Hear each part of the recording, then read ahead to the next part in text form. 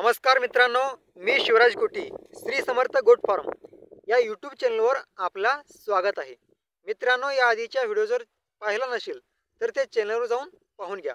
आजचा आपला विषय मित्रांनो, शेळी पालन आणि शेती यातील फरक काय आणि शेळी पालन ही शेतीला जोडधंदा म्हणून जर आपण केलो तर शेतीला सुद्धा कसं फायद्यामध्ये आणू शकतो याविषयी माहिती पाहणार आहोत। मित्रांनो, हा व्हिडिओ बनवण्याचा पाठीमागचा उद्देश इतकाच आहे की आपल्या महाराष्ट्रामध्ये शेतकरी भरपूर आहेत पण शेळी पालक खूप कमी आहेत। त्या शेतकरी बांधवांनी जर शेळी पालन केले तर कसं त्यांनी शेतीला सुद्धा फायद्यामध्ये आणू शकतात किंवा त्यांना उत्पन्न कसं मिळू शकतो याविषयी या ठिकाणी माहिती सांगणं गरजेचं आहे।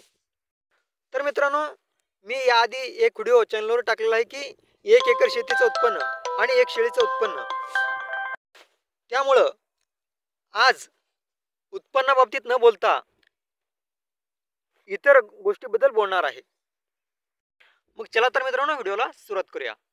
मित्रांनो, शेती आणि शेळी पालनाची तुलना करत असताना सर्वात प्रथम एक गोष्ट लक्षात घेणं गरजेचं आहे। त्यामध्ये सर्वात महत्त्वाचा कुठला गोष्ट असेल तर उत्पादन खर्च। तर मित्रांनो, उत्पादन खर्च ही शेतीमध्ये प्रचंड आहे, त्या तुलनेने शेळी पालनामध्ये उत्पादन खर्च कमी आहे। म्हणजे शेतीमधून जर आपल्याला उत्पादन घ्यायचं असेल तर शेतीमध्ये पेरणीपूर्व मशागत करावं लागतं, पेरणीसाठी खते लागतात, बी बियाणे लागतात, त्याचबरोबर खुरपणी असेल, कोळपणी असेल, तणनाशक असेल, फवारणी असेल, रास करण्यासाठी पुन्हा खर्च होतो, मजुरीसाठी खर्च होतं। हे सगळ्या गोष्टी करून आपल्याकडून परत शेतमाल ते बाजारपेठेपर्यंत नेण्यासाठी वाहतुकीचा खर्च पण जातं। त्या तुलनेने शेळी पालनामध्ये तेवढा खर्च नसतो। मित्रांनो, एक शेळीला आपण जर आपण फिरस्तीमध्ये करत असू किंवा आपण शेतीला जर जोडधंदा म्हणून शेळी पालन करत असू तर 1-2 शेळ्या आपल्या शेताच्या बांध्यावर सुद्धा चरू शकतात। त्यामुळे त्या शेळ्यांना अजिबात खर्च होणार नाही। जर आपण खर्च करायला जर ठरवलं तर थोडासा आपण मका घालू शकतो, त्याला खुराकामध्ये थोडासा खुराकासाठी खर्च करू शकतो, बाकी काही खर्च होणार नाही। आणि एक शेळीचा आपल्याला वर्षामधून किंवा 14 महिन्यामध्ये 2 वेळा 2 वेतं होतात आणि एका वेताला 2 करडं जरी दिली तर 4 करडं होतात। आणि एक करडाची जर आपण सरासरी 7,000 किंमत जरी धरलो तरी 7 चोक 28,000 रुपये हे 12 ते 14 महिन्यामध्ये आपल्याला मिळू शकतात। दुसरा गोष्ट म्हणजे मित्रांनो, हमी भाव।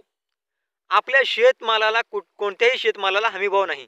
त्यामध्ये कांदा असू दे, टोमॅटो असू दे किंवा भाजीपाला असेल, फळभाज्या असेल, फळबागा असेल किंवा अन्नधान्य असतील, जसं की तूर असेल, हरभरा असेल, सोयाबीन असेल, मका असेल, कुठल्याही धान्य असेल किंवा फळभाजी असेल किंवा भाजीपाला असेल, कोणत्याही शेतमालाला हमी भाव नाही। म्हणजे कांद्याचा एखाद्या वेळेस दर असतो 10,000 रुपये क्विंटल, पण त्याच 2-4 दिवसामध्ये परत ते 10,000चं 2,000 रुपये पण येतो, 2,000 पेक्षा खाली पण जातो। त्याचप्रमाणे तूर असेल, हरभरा असेल, सोयाबीन असेल, यांचा सुद्धा दर कमी जास्त होत असतो। म्हणजे त्यांचे दर ठरवण्याचा अधिकार हे आपल्याला नसतो। त्याऐवजी आपण शेळी पालनामध्ये पाहायला गेलो तर शेळ्यांचा मटणाचा दर हे फिक्स आहे। त्यामुळे शेळ्यांचे दर सुद्धा फिक्स असणार आहे। ते पावसाळा असू दे, उन्हाळा असू दे किंवा हिवाळा असू दे, या तिन्ही ऋतूमध्ये आणि 12ही महिने आपल्या शेळ्यांचा दर हे फिक्स असतं। कधी 10,000चा शेळी असेल तर तो कदाचित 9,500ला जाईल किंवा 10,500ला जाईल। हे 400-500 रुपयाचा त्यामध्ये फरक होईल। खूप जास्त मोठ्या प्रमाणात फरक झालेला आपल्याला या ठिकाणी जाणवणार नाही। म्हणून आपण म्हणू शकतो की आपण एका शेळीपासून जर 4 करडे मिळाले तर त्या 4 करडांपासून जर आपण चांगले संगोपन केलं तर जवळपास 7,000 जरी दर धरलो तर 28,000 रुपये आपण उत्पन्न मिळू शकतो, असं आपण ठामपणे सांगू शकतो। पण शेतीच्या बाबतीत सांगायचं झालं तर आपण 10 क्विंटल तूर उत्पादन केलं तर एवढेच पैसे मिळतील असं आपण ठामपणे सांगू शकणार नाही। कारण कधी दर जास्त असते, कधी कमी असते। त्याचबरोबर कांद्याचा असेल, सोयाबीनचा असेल, या सगळ्या गोष्टीचा असंच आहे। कांद्याचा दर कधी 10,000 रुपयांना जातो, कधी 2,000ला येतो, कधी 1,000 रुपयाला येतो। त्यामुळं आपण शेतमालाचा उत्पादन जरी घेतलो तरी आपल्याला इन्कम इतकंच मिळेल असं ठामपणे सांगू शकत नाही। आणि जरी आपल्याला शेतमालाला भाव जरी नसली तरी खर्च जेवढा असेल तेवढंच होणार आहे। म्हणजे त्या बी बियाण्याची किंमत कमी होणार नाही, रासायनिक खताचा किंमत कमी होणार नाही, फवारणीचे जे असतील त्याची कमी होणार नाही, मजुरीचा खर्च त्या ठिकाणी कमी होणार नाही. सगळ्या गोष्टीचा हे दर ठरलेला आहे. फक्त शेतमालाचा दर हे कमी जास्त होत असल्यामुळे आपल्याला या ठिकाणी या गोष्टीला सामोरे जावं लागत आहे. तिसरी गोष्ट मित्रांनो, मागणी. तर या शेळ्यांना प्रचंड मागणी आहे सध्या. कारण शेळ्या आपण जरी शेडवर ठेवलो तरी शेडवर येऊन लोक घेऊन जातात. त्या पद्धतीने तेवढं मागणी शेतमालाला नसल्यामुळे शेतमालाला आपल्याला बाजारपेठामध्ये किंवा मार्केट कमिटीमध्ये न्यावंच लागतं.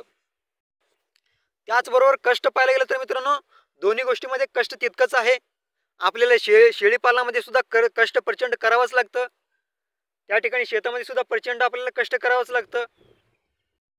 त्यापुढे जाऊन आपण शेती करत असताना मजुरावर अवलंबून राहण्याचं गरजेचं असतं. कारण जर आपण आपलं रास असेल तर आपण एकटे रास करू शकत नाही. त्यासाठी रास करण्यासाठी आपल्याला 4-5 मजुरांचा गरज त्या ठिकाणी लागू शकतो. मग त्या मजूर जर आपल्याला त्यावेळेस मिळाला नाही, वेळेवर जर मजूर मिळाला नाही, तर आपल्या शेतीचा त्या ठिकाणी रास तसंच पडून राहतं. जर पाऊस आलं तर आपल्याला नुकसान होण्याची शक्यता असतं. पण त्याऐवजी आपण शेळीपालनामध्ये पाहायला गेलो तर मजुरावर आपण अवलंबून राहणार नाही. आपण एक 2 जण जरी असलो तरी आपण 20-25 शेळ्या आरामशीर त्या ठिकाणी सांभाळू शकतो. त्यांची करडं चांगल्या पद्धतीने सांभाळू शकतो आणि त्या ठिकाणी उत्पन्न घेऊ शकतो. त्यामुळे मित्रांनो, एकतर आपण हमीभाव या शेतीला नाही, त्याचबरोबर आपल्याला मागणी तेवढं नाही शेतमालाला जेवढं शेळीपालनामध्ये आहे. शेळीपालनामध्ये शेळ्यांना हमीभाव आहे. तिसरी गोष्ट, शाश्वत उत्पन्न या शेळ्यांना आहे. शेतीमध्ये शाश्वत उत्पन्न नाही. चौथी गोष्ट, शेळ्यांना मागणी प्रचंड आहे, शेतीमालाला तेवढं मागणी नाही. आणि शेती करत असताना आपल्याला मजुरावर अवलंबून राहावं लागतं. शेळीपालनामध्ये मजुरावर अवलंबून राहण्याची गरज कमी असतं. या सगळ्या कारण पाहता आपण आपल्या शेतीबरोबर 1 किंवा 2-4 का होईना आपण शेळीपालन त्या ठिकाणी केलं पाहिजे. आपण खूप 15, 20, 40, 50 शेळ्यांचा शेळीपालन केलो तर उत्तमच आहे. पण तेवढं जर होत नसेल तर आपण शेतीबरोबर 1 शेळी असेल किंवा 2 शेळ्या असेल किंवा 4 शेळ्या असेल, इतक्या या 2, 4, 5 शेळ्यापासून सुद्धा आपण जर शेतीला जोडधंदा म्हणून शेळीपालन केलो तर आपल्याला उत्पन्न त्या ठिकाणी मिळू शकतं. आणि त्या शेळ्यांना जर आपण आपलं स्वतःचं शेती असेल तर शेळ्यांवर खर्च सुद्धा होणार नाही. कारण आपल्या जे शेत असते त्या शेतातून चारा मिळणारच आहे, त्या शेताच्या बांधावरचे शेळ्या चरणारच आहेत. त्याचबरोबर आपल्या शेतातून रॉ मटेरियल जसे की तूर असेल तर तुरीचा रास केल्यानंतर जे भुसा असणार आहे ते आपल्या शेळ्यांच्या चाऱ्यामध्ये आपण वापरू शकतो. हरभऱ्याचा भुशाचा त्या ठिकाणी चाऱ्यामध्ये वापर करू शकतोय. त्याचबरोबर इतर जे काय आपलं रास होणार आहे, सोयाबीन असेल किंवा इतर ज्वारी असेल, या सगळ्या गोष्टीचा त्या ठिकाणी चाऱ्यामध्ये वापर करू शकतोय. त्याचबरोबर आपल्या शेताचा ज्यावेळेस आपण खुरपणी करतोय त्यावेळेस जे गवत येणार आहे त्या गवत सुद्धा आपण आपल्या शेळ्यांच्या चाऱ्यामध्ये वापरू शकतोय. जर आपण भाजीपाल्याचा शेती जर करत असू तर आपण त्या ठिकाणी भाजीपाल्याच्या शेतामध्ये जर दर नसेल, बाजारामध्ये जर दर नसेल भाजीपाल्याला, तर आपण त्या ठिकाणी नांगर मारून टाकतोय. त्याऐवजी आपल्या जर शेळ्या असतील तर त्या शेळ्या 2-4 दिवस त्या शेतामध्ये चरतील आणि नंतर आपण नांगर मारू तर त्या ठिकाणी एकतर आपले जे भाजी असतील, भाजीपाला असतील, त्या ठिकाणी ते खाल्ल्यामुळे शेळ्या तंदुरुस्त राहणार आहेत. आणि दुसरी गोष्ट, आपल्या शेतातील तण कमी होणार आहे, म्हणून आपल्याला उत्पन्न सुद्धा त्यापासून शेळ्यापासून मिळणार आहे. म्हणून मित्रांनो, आपल्याला शेतीबरोबर जोडधंदा म्हणून शेळीपालन हे बेस्ट पर्याय आहे आणि शेळीपालन सर्व शेतकरी बांधवांनी केलंच पाहिजे. कारण आज दिवसेंदिवस शेळ्यांचा मटणाचा दर वाढत आहे, शेळ्यांची मागणी वाढत आहे आणि त्या तुलनेने शेळ्यांची संख्या कमी होत आहे.